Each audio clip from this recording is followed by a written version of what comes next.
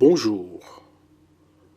Cette capsule se focalise sur l'approche théorique et conceptuelle de la classe virtuelle.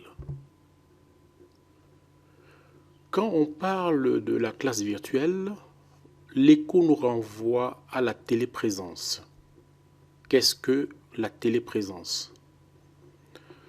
D'après Lee, c'est une sensation d'immersion vers un espace créé par la technologie qui se produit lorsqu'une personne perçoit qu'elle est physiquement présente dans un environnement distant.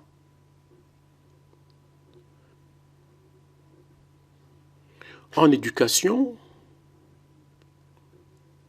la téléprésence est fortement liée à l'utilisation des outils numériques qui s'est fortement imposée avec la crise de la Covid, nous le savons tous.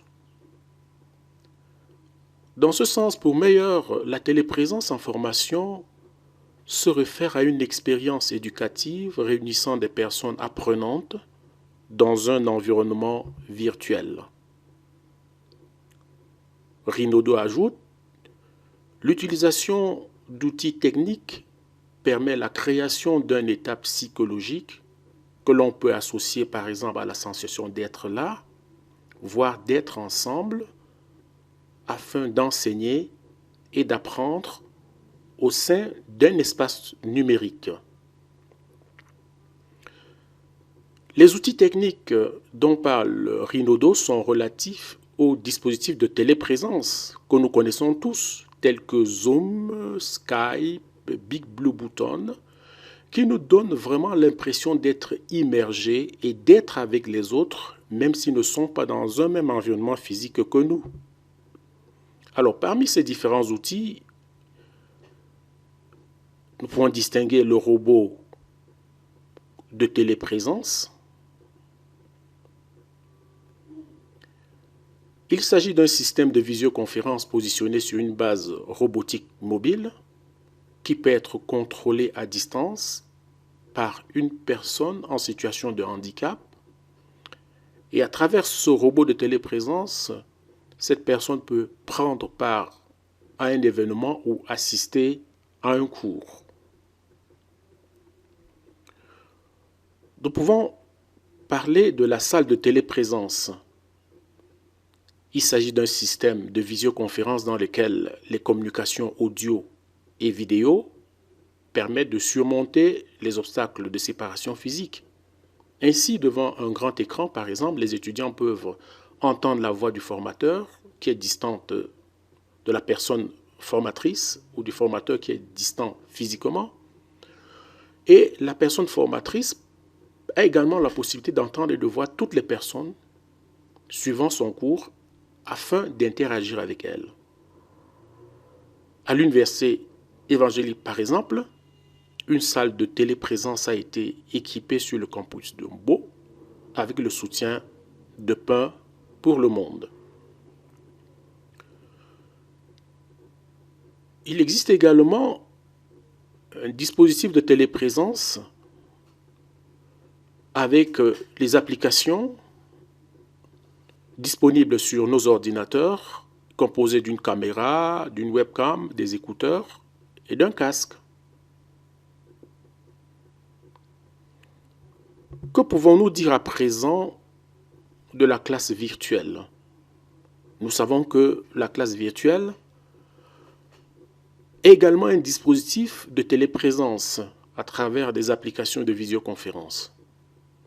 Une salle virtuelle, c'est un environnement d'enseignement et d'apprentissage dans lequel les participants peuvent interagir, nous avons là l'interaction, peuvent discuter, peuvent utiliser des ressources d'apprentissage qui permettent, par moment, selon le contexte, de travailler en groupe ou d'encadrer des personnes isolées, comme dans le cadre d'une thèse, ou d'encadrer des personnes isolées, comme dans le cas du tutorat.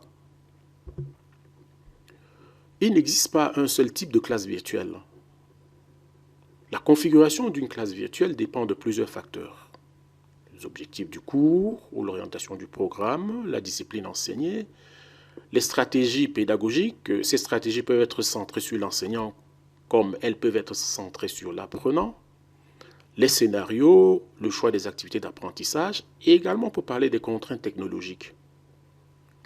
On ne configure pas ou bien on ne tient pas une classe virtuelle dans un environnement de précarité numérique comme dans un environnement où il y a une fluidité par exemple de la connexion Internet. Donc les contraintes technologiques peuvent jouer un rôle. Nous avons également la taille du public. Lors d'une classe virtuelle, la taille du public compte, soit le public est large, grand, soit il est tout petit, il s'agit donc des petits groupes. Et si la taille du public est large, on ne parlera même plus de classe virtuelle, mais on parlera de webinaire.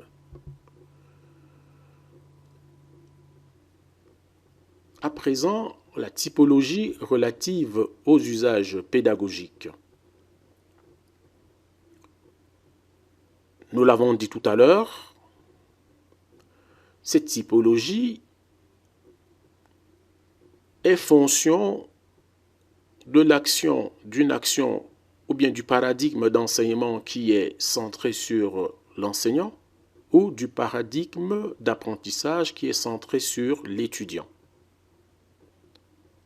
Prenons l'approche magistro-centrée, nous aurons quelques usages tels que le cours magistral, la conférence, une conférence, un webinaire et un colloque.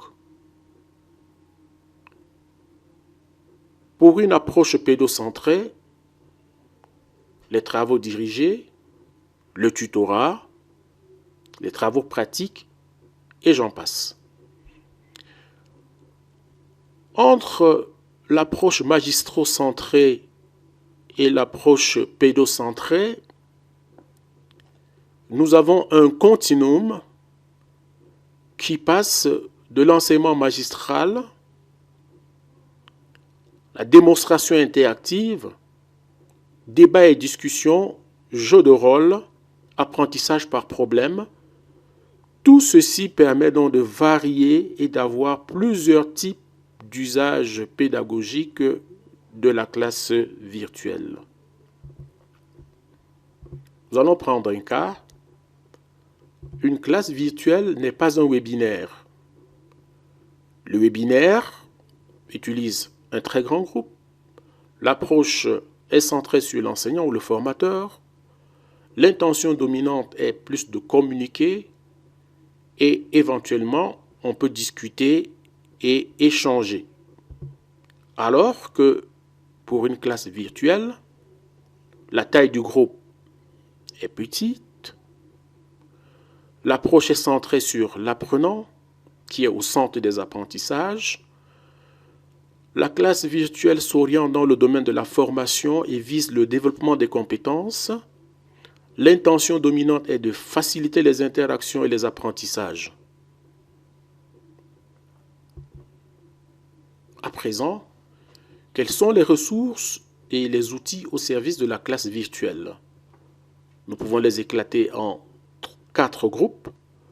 Nous avons l'espace de formation et de communication avec les outils y afférents.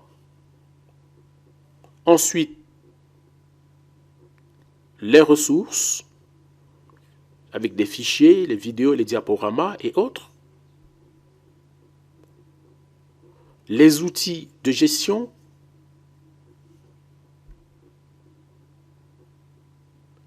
Les outils collaboratifs.